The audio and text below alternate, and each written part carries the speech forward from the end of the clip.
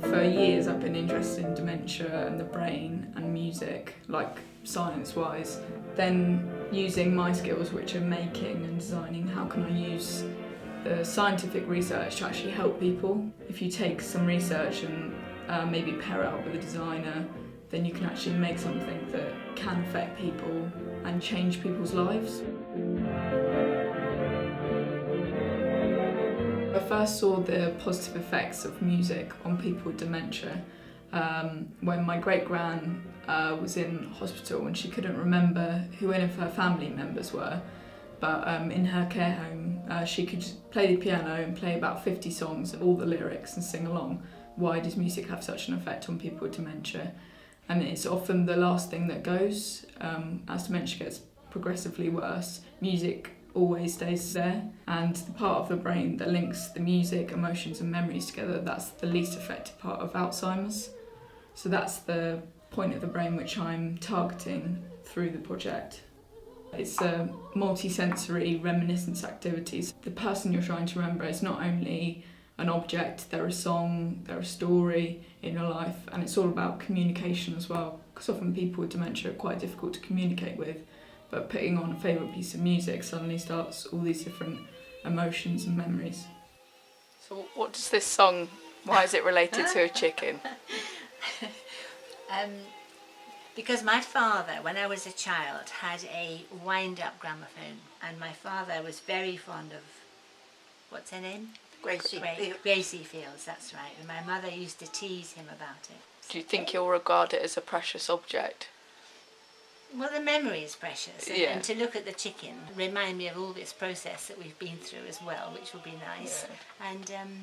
And yes, of course it'll remind me of that time. Yeah, I love those chickens. So this is the first version of the music memory box, and it's one person's box called Barbara, and each object relates to someone in her family, and each object sets off an individual piece of music.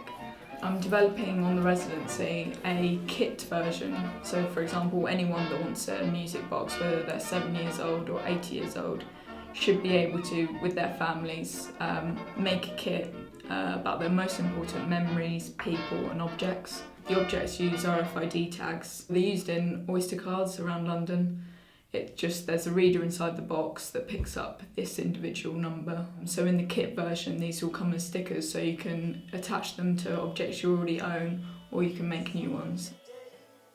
I've been collaborating with Autonomatic, and I've been talking to Katie in particular about how the project develops. I'm Associate Professor of Design at Falmouth University, and I lead the Autonomatic Research Group, exploring digital technologies and craft practices, working alongside Chloe.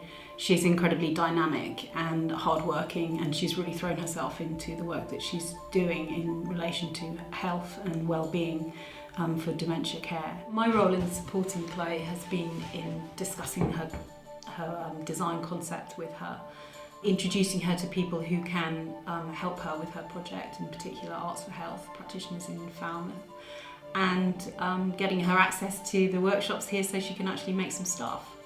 The new kit version includes a Raspberry Pi inside. That's how the whole system works, and I've been having some technical difficulties with this because I only know basic programming. Tarim from Watershed, he's been helping me design a web interface, and also explaining how all the different parts connect together, so I can have lots of different ways people can program the box themselves. Hi, I'm Tarim. I work here at the Pervasive Media Studio. My background is software. I've been doing that for many years, so some embedded systems. What intrigued me about Chloe's project is it's a really simple idea that has a great potential to help dementia sufferers, and music's a really powerful way of doing that. You can make the whole bigger, this whole bigger.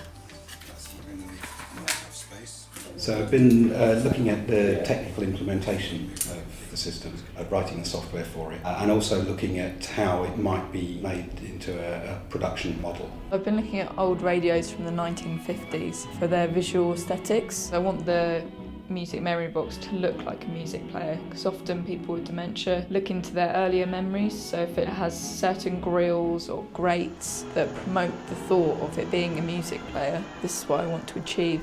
Instead of alienating people with dementia, I actually create an accessible product for everyone. It's for anyone that wants to reminisce with their favourite objects and favourite music and develop it over their lifetime.